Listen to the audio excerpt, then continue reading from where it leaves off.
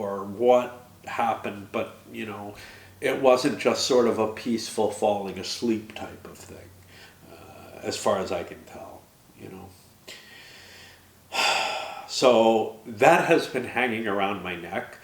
And not just that, but things that I've done that are not bad in and of themselves, but might have been misconstrued, might have been seen as maybe some kind of betrayal or something, where she would have been afraid to challenge me, on them, because she was totally non-confrontational. And again, I'm like, Jesus, could I have helped cause that? This is why I have to kind of find what the reason is, because I'm so fucking worried it's me, more directly.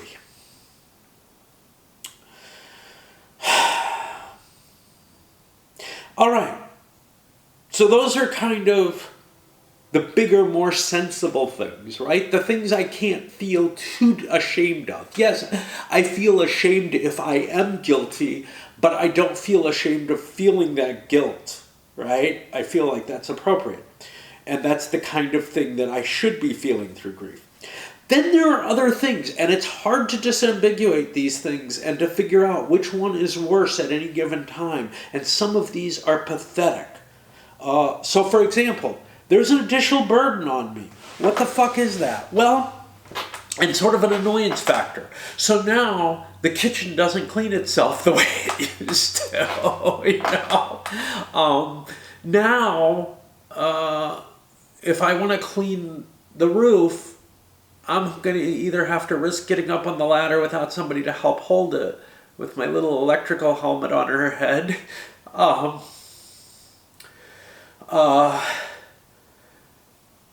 There's things that are kind of in between, like just having someone to be able to run down and say, hey, I did this, or hey, there's something to see. But that's more of the missing specifically her than this burden aspect.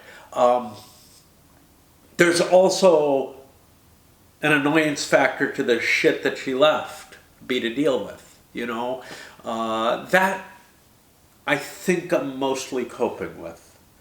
Some of it, like maybe having someone to bounce my whining off of other than you all, and, to be like, I can't get anybody to do this, and just being able to vent a little bit about shit like that. Well, that's gone, but I have maybe this as a venting mechanism, except for you fuckers who are like, oh, just do it, hers was just so much more. She got it, she really got it.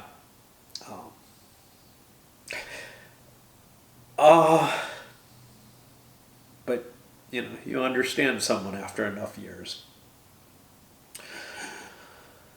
Things like, I go out at night and now if I forget my keys, I'm kind of screwed. That kind of thing.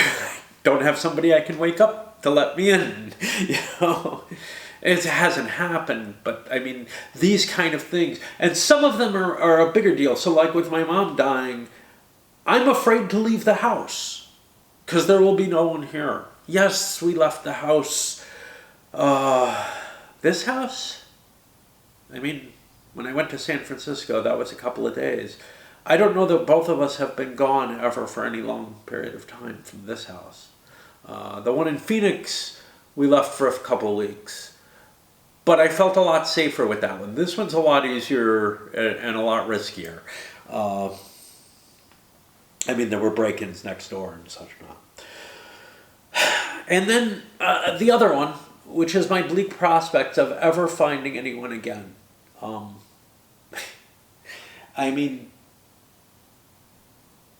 My personality, that I can expose, my ability to deal with people I don't know, that part of it is so horrible.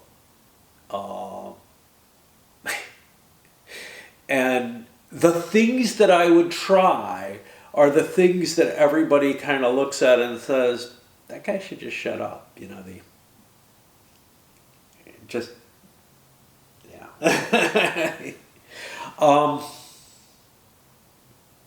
Okay.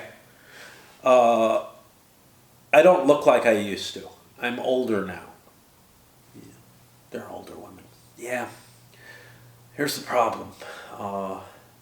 Part of it may be kind of well, I'm not all that attracted to older women. You know, I mean, all guys kind of feel that way. Probably all women feel that way. But it's actually maybe more to do with,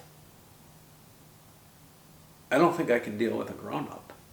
I don't think a grown-up can deal with me. I mean, when you look at when they leave me, right?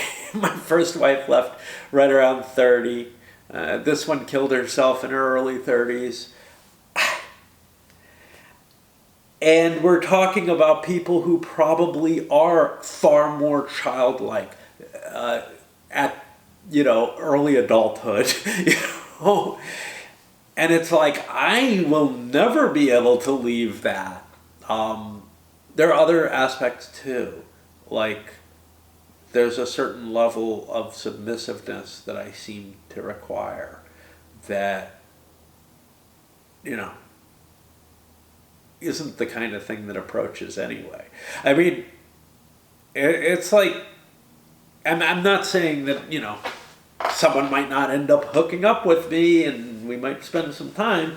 I'm just saying I don't know that I'd be able to find the kind of person that I match well with. And the danger, of course, is finding the kind of person that I don't match up well with. I've got to be very, very careful about it, like anyone who's ever been abused.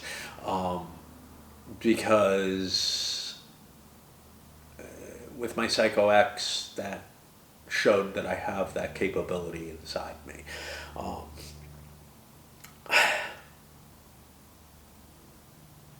But, yeah. And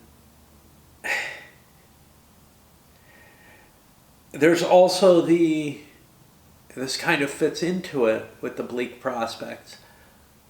I just don't know that I have the energy, the will, whatever, even if I met the right kind of person to get used to them enough to draw them into my life, whatever. I don't know. These things happen kind of serendipitously because God knows I'm not going to do anything to cause them to happen directly. Like I posted on Facebook, I'm thinking about the ultimate sin, actually, like, trying to approach someone at some point.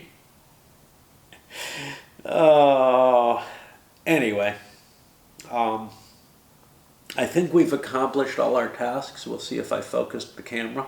I doubt it. It's way too complicated a setup for me. It probably has some kind of automated setting, but she didn't use that, and I don't read instruction manuals, and this one has a huge one.